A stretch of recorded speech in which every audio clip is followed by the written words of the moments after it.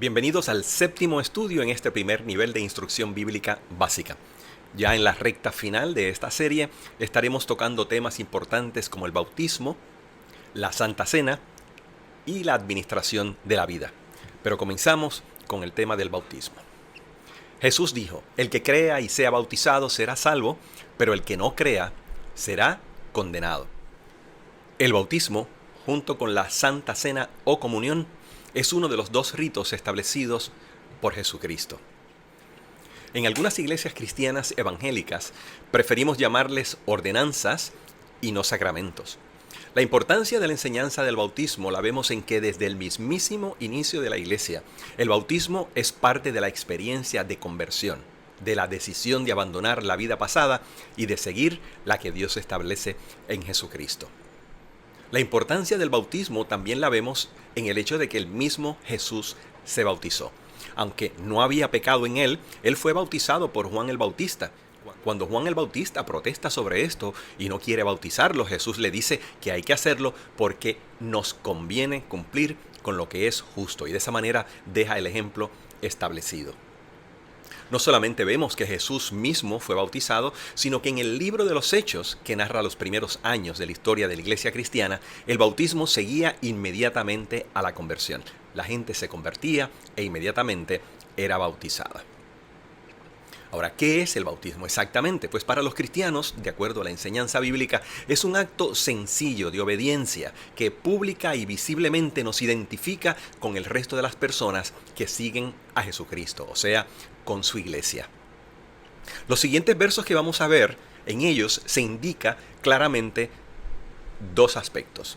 Primero, quién debe bautizarse, y segundo, cuándo debe bautizarse un creyente. Estos son los versos. Primero, el que vimos ya, el que crea y sea bautizado será salvo, pero el que no crea será condenado.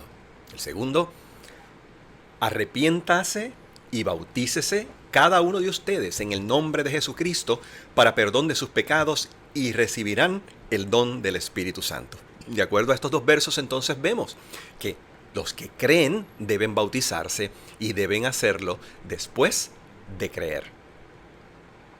En las iglesias cristianas evangélicas se observa el bautismo como un acto público y simbólico que refleja exteriormente lo que ya ha ocurrido en el interior del creyente. Y de eso habla el pasaje que vamos a ver en Romanos.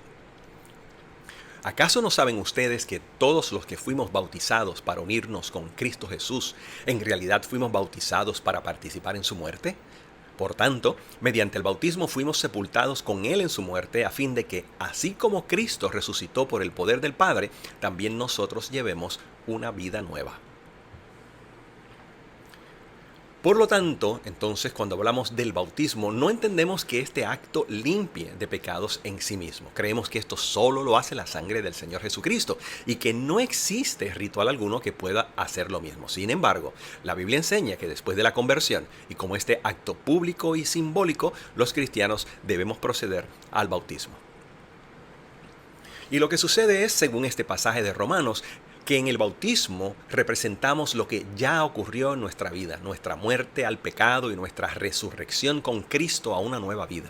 Este simbolismo es una de las razones por las cuales la mayoría de las iglesias cristianas protestantes optamos por un bautismo por inmersión, o sea, sumergiendo completamente la persona. Hay otra razón más que no vamos a estudiar en este momento, pero es que la palabra griega que se traduce como bautismo implica el hecho de que el sujeto bautizado está sumergido.